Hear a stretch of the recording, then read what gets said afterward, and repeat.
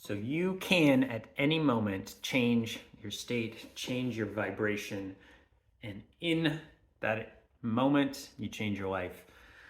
And this morning was a living proof of that for me. I woke up feeling so tired, so groggy, didn't want to do anything. Slow day, slow meditation, slow walking here, slow getting there. In the gym, slow to get started. Everything was slow, slow, slow. Here I am at the end of the workout, boom, energized. And that's one of the best ways to change your state. And actually, as I was working out, I was listening to a podcast with Andrew Huberman and Jocko Willink. That's what I was listening to right now. And Jocko's talking about one thing is that one of the best ways to fix any of your problems is to take action. Work, just work right through it. Keep moving, move forward, move towards the problem. And so if the problem is groggy slowness, well, then moving right towards that problem, it's getting in the gym and working out. And it's a magic miracle pill right there.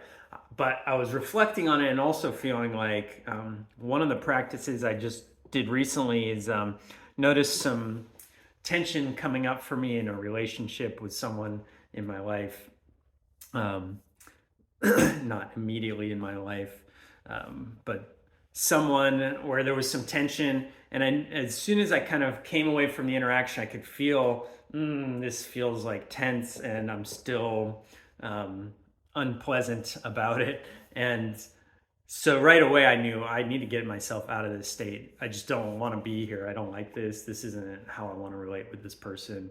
I might be right, like I might be vindicated in my just and moral stance on this position that I was right and they were wrong or whatever.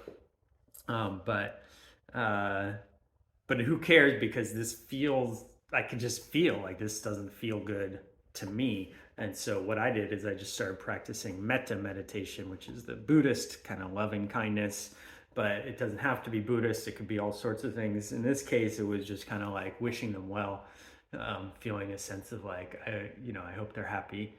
This is what I was doing. I hope they're happy.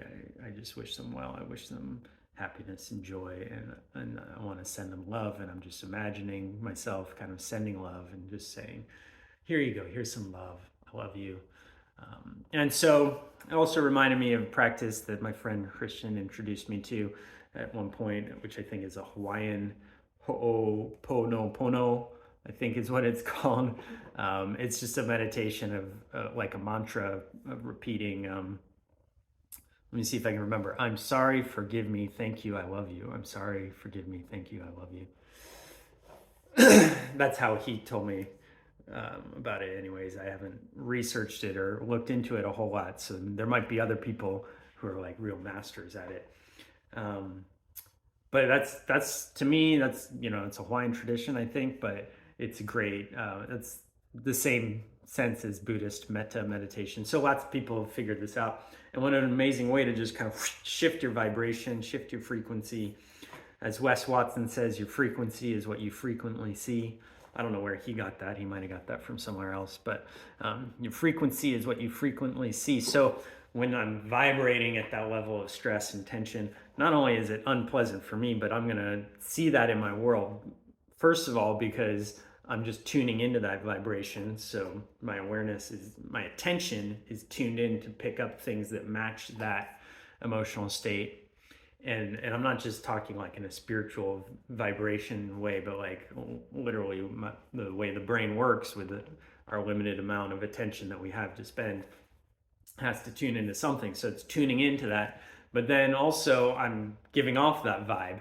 I'm vibrating, so people are picking up on that and they're going to respond to that. So the world kind of around me responds as well. So it's twofold. Like one, in that I'm tuning into something that matches that negativity, and I'm giving off, whether it's through my body language or the things I say, the tone of my voice, I'm giving off that vibration so that people respond also to that negativity, whether they get dragged into it or they just don't want to be around me or whatever. And so there's two ways that just kind of came to mind, two different ways. One, through the physical action, working out in the gym, and others through the softer kind of practice of sending love and forgiveness and humble, I don't know, what you call that, saying I'm sorry, seeking forgiveness and gratitude and those vibrations.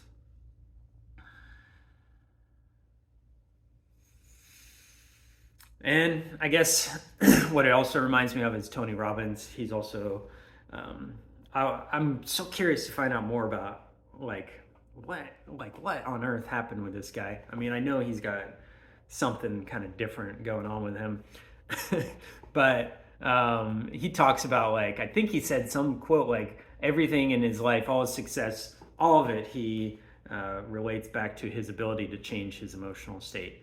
So he gets himself into these super elevated states of just action, power, strength, motivation, love, gratitude, like stacking all these powerful states on top of each other, and somehow not getting sucked into things like depression and disappointment and hopelessness and self-pity or something like that. And he did it at the time when he was kind of making himself through NLP, which is just a fascinating thing also. I'm not going to get into that there, but we'll leave it at that. NLP, maybe another channel for the same kind of thing. In a way, maybe it's a similar practice to what I'm talking about. So it's been on my mind, what I've been doing. Maybe I'll do some more of it. Wish me luck with that. Maybe you can do some too. If you have some ideas on that, drop a comment, tell me about it. Give me some tips. Show me how to change that state even faster, better, more powerful. Let's get the power and make it happen.